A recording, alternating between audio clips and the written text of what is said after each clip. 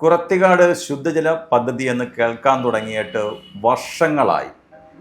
ഇതിന് തടസ്സമായി നിന്നിരുന്നത് റെയിൽവേ ലൈന് മുകളിലൂടെ സ്ഥാപിക്കുന്ന ഒരു പൈപ്പ് സ്ഥാപിക്കുന്ന വിഷയമായിരുന്നു തടസ്സമായി നിന്നത്.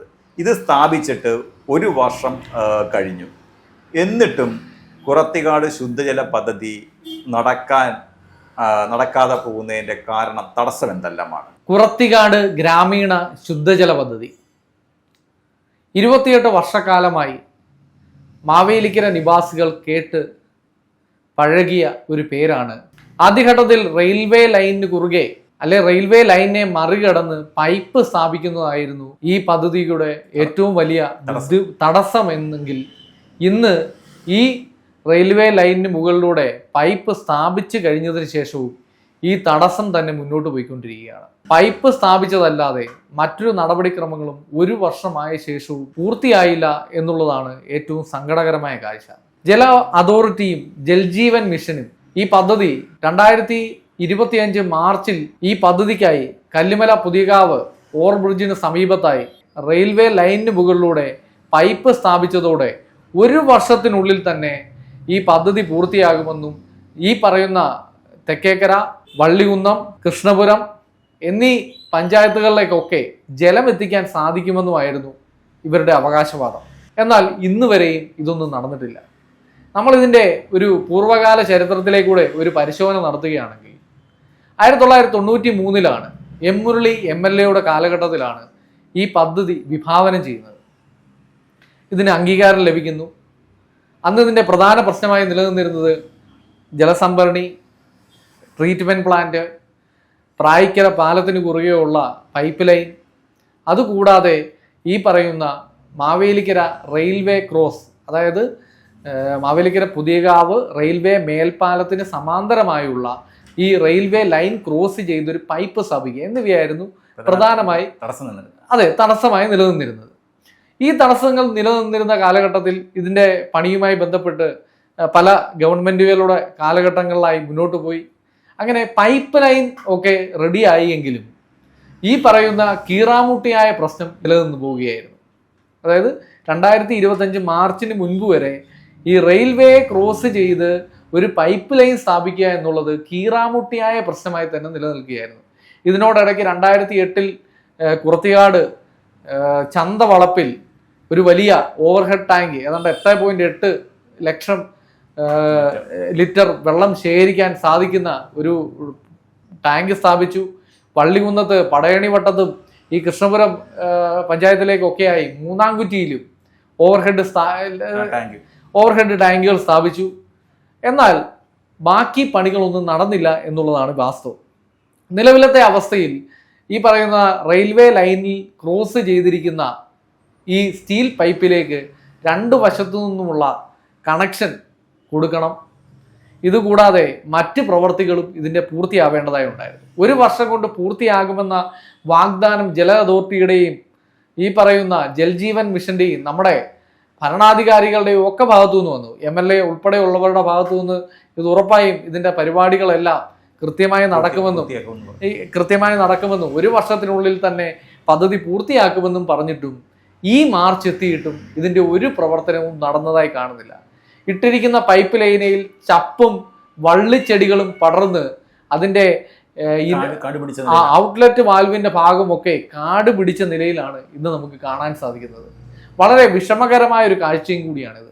അടുത്തൊരു വേനൽക്കാലം കൂടി എത്തുമ്പോഴും അടുത്ത വലിയ അതിരൂക്ഷമായ ഒരു വേനൽക്കാലമാണ് ഇത്തവണ നമ്മൾ കാണുന്നതെന്ന് നമുക്ക് ഏവർക്കും അറിയാം. വലിയ ചൂടാണ് പല ഭാഗങ്ങളിലും. ഇപ്പോൾ തന്നെ അതായത് ജനുവരി അന്ത്യമായപ്പോൾ തന്നെ നമ്മുടെ പല മേഖലകളിലും കുടിവെള്ളക്ഷാമം വളരെ രൂക്ഷമായി മുന്നോട്ട് പോയിക്കൊണ്ടിരിക്കുകയാണ്. വള്ളികുന്നം, തെക്കേക്കര ഈ പറയുന്ന പ്രദേശങ്ങളിലൊക്കെ തന്നെ വലിയ തോതിലുള്ള കുടിവെള്ളക്ഷാമമാണ് നിലനിൽക്കുന്നത്.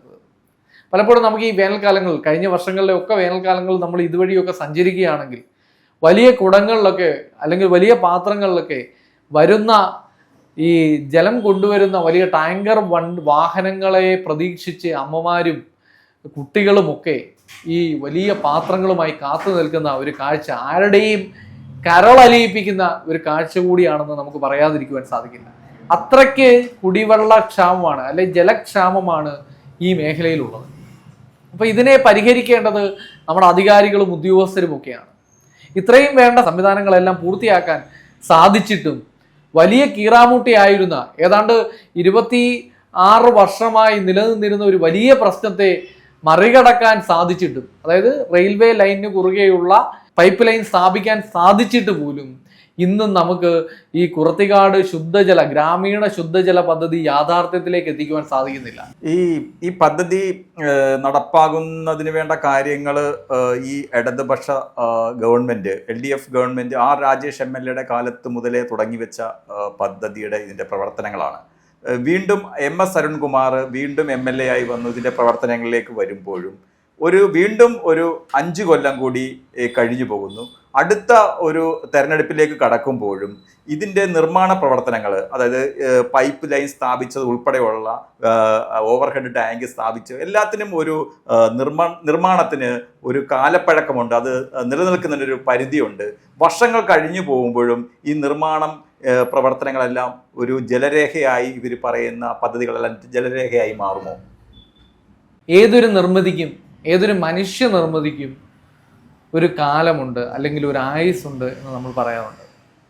സത്യത്തിൽ ഈ പദ്ധതി പൂർത്തിയായി വരുമ്പോഴേക്കും പറയുന്ന ഓവർഹെഡ് ടാങ്കും നിലവിലെ പൈപ്പ് ലൈനുകളും ഒക്കെ മാറ്റി സ്ഥാപിക്കേണ്ട ഒരു ഗതികേടിലേക്ക് കൂടിയാണോ ഈ പോകുന്നതെന്നും വലിയൊരു ആശങ്ക നമുക്ക് നിലവിലുണ്ട്.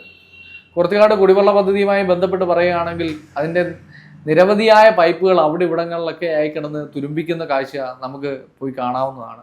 കുറത്തിക്കാട് ചന്തയ്ക്കുള്ളിലുമുണ്ട് അതിലേക്ക് സ്ഥാപിക്കുവാനായി വെച്ചിരുന്ന കുറേയേറെ പൈപ്പ് ലൈനുകൾ. അപ്പം ജലശുദ്ധീകരണ പ്ലാന്റ്, ഇങ്ങനെയൊക്കെയുള്ള അനവധി കാര്യങ്ങൾ വീണ്ടും പുനഃക്രമീകരിക്കേണ്ട ഒരവസ്ഥയിലേക്കൂടിയാണ് ഈ പദ്ധതി ഇപ്പോൾ നീണ്ടുപോയാൽ സാധിക്കുന്നത്.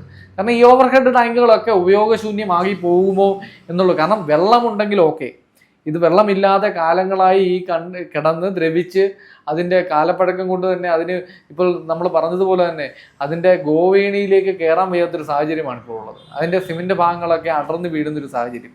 അപ്പോൾ അങ്ങനെ വലിയ നഷ്ടങ്ങളാണ് ഇത്തരത്തിലുള്ള വലിയ ഈ കാലവിളംബം കൊണ്ട് ഉണ്ടായിക്കൊണ്ടിരിക്കുന്നത്. അതങ്ങനെ തന്നെയാണ്. ഇപ്പം ആദ്യം കോൺഗ്രസ് സർക്കാരിൻ്റെ കാലഘട്ടങ്ങളൊക്കെ ആയിരുന്നു, അത് കഴിഞ്ഞ് ഇടതുപക്ഷ സർക്കാരിൻ്റെ കാലഘട്ടവും കോൺഗ്രസ് MLAയുമായി, ഇത് കഴിഞ്ഞ് ഇടതുപക്ഷ MLAയും കോൺഗ്രസ് സർക്കാരുമായി നീണ്ട 10 വർഷമായി ഈ ഇടതുപക്ഷ MLAയും ഇടതുപക്ഷ സർക്കാരുമാണ്. അപ്പോൾ റെയിൽവേയുടെ അനുമതിയായിരുന്നു വേണ്ടത്, അത് MPയുടെയും കൂടെ ഇടപെടലുകൾ ഉണ്ടായി എന്നുള്ളതാണ് നമുക്കറിയാൻ സാധിക്കുന്നത്. അപ്പോൾ അങ്ങനെ ഒരു കോർഡിനേഷനോടുകൂടി അത് പൂർത്തിയാക്കാൻ 2025 സാധിച്ചു. പക്ഷേ ഈ ഒരു വർഷം കൊണ്ട് ജല അതോറിറ്റിക്കും ജൽജീവൻ മിഷനും ഒന്നും ബാക്കി കാര്യങ്ങൾ പൂർത്തിയാക്കാൻ സാധിക്കാതെ ഇപ്പോൾ മുന്നോട്ട് പോയിക്കൊണ്ടിരിക്കുകയാണ്. എത്ര കാലം ഇതിനു വേണ്ടി ഇനിയും കാക്കേണ്ടി വരുമെന്ന വലിയ ആശങ്കയിലാണ് പ്രദേശവാസികൾ. ജലത്തിന് വേണ്ടി ഇനിയും ജനങ്ങൾ എത്ര നാൾ കാക്കേണ്ടി വരും? യെസ്, കുടിവെള്ളം ആർക്കും ഉപേക്ഷിക്കാനോ വേണ്ടെന്ന് വെച്ചിരിക്കാനോ സാധിക്കുന്ന ഒന്നല്ല. പലപ്പോഴും ടാങ്കറിലെത്തുന്ന കുടിവെള്ളത്തെ കുറിച്ചൊക്കെ നമുക്കറിയാവുന്നതാണ്.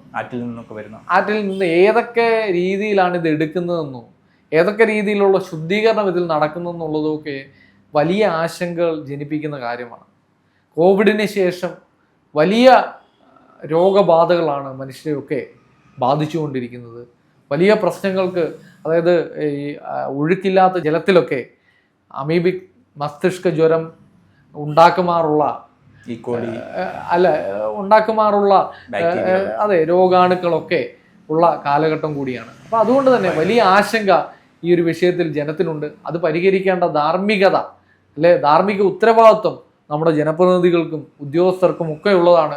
ഈ നമ്മുടെ ഒരു കർമ്മബോധം അവരിലില്ല, അല്ലെങ്കിൽ ഉണ്ടായിരുന്നുവെങ്കിൽ ഈ ഒരു വർഷം എന്ന് പറഞ്ഞപ്പോൾ ആ ഒരു വർഷത്തിനകത്തെങ്കിലും ഇത് പൂർത്തിയാക്കേണ്ട, അല്ലെ 1.5 വർഷത്തിനകത്തെങ്കിലും പൂർത്തിയാക്കാനുള്ള നടപടികളെങ്കിലും ആരംഭിക്കേണ്ടതായിരുന്നു. അങ്ങനെ ഒരു നടപടിക്രമങ്ങൾ പോലും അല്ലെങ്കിൽ ആ നടപടികളുമായി മുന്നോട്ട് പോയതായി പോലും ഒരറിവുമില്ല. ഈ പദ്ധതിയുടെ തുടർ നടപടികൾക്ക് വേണ്ടി ഇനിയും തുക കണ്ടെത്തേണ്ടതായ ആവശ്യമുണ്ടോ?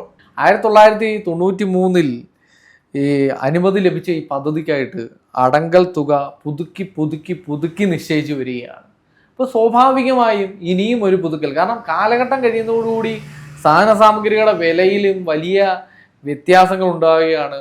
ഇപ്പം വാങ്ങിയിട്ടിരിക്കുന്നവയിൽ പോലും ഉപയോഗശൂന്യമായവ മാറ്റേണ്ട ഒരു ഗതികേട്ടിലേക്കൂടെയാണ് മാറുന്നത്. അപ്പോൾ ഇതുകൊണ്ടൊക്കെ തന്നെ പദ്ധതി തുകയിൽ ഇനിയും വർധനവ് വരുത്തേണ്ടതായ ഒരു ആവശ്യം അടിയന്തരമായി തന്നെ വേണം. അല്ലെങ്കിൽ ഈ പദ്ധതി പൂർത്തിയാകില്ല. ഇങ്ങനെ പറഞ്ഞതുപോലെ ഇങ്ങനെ പറഞ്ഞു നീളും എന്നല്ലാതെ ഈ പദ്ധതി പൂർത്തിയാകണമെങ്കിൽ ഇനിയും ഒത്തിരി തുകയുടെ അധിക ആവശ്യം നമുക്ക് വേണ്ടതായി തന്നെ വരും. വേനൽക്കാലത്തെ ജലമില്ലാതെയുള്ള ദുരിതം എന്ന് പറഞ്ഞാൽ ഒരിക്കലും ആർക്കും സഹിക്കാവുന്നതല്ല. പലപ്പോഴും ഈ കുടിവെള്ള ടാങ്കറുകൾ കൊണ്ടുവരുന്ന ജലം എത്തരത്തിലുള്ളതാണെന്നോ എത്രമാത്രം ശുദ്ധമാണെന്നോ പോലും സംശയിക്കുന്ന ഈ കാലഘട്ടത്തിൽ, രോഗാണുക്കൾ നമ്മളെ കാർന്നു തിന്നാനായി പാഞ്ഞു നടക്കുന്ന ഈ കാലഘട്ടത്തിൽ ഇത്തരം പദ്ധതികളൊക്കെ ജനത്തിൻ്റെ ആവശ്യത്തിനായി അവശ്യ സമയത്ത് തന്നെ നടപ്പാക്കേണ്ടതാണെന്ന് മാത്രം ഭരണാധികാരികളോട് ഓർമ്മിപ്പിച്ചുകൊണ്ട് നിർത്തുന്നു.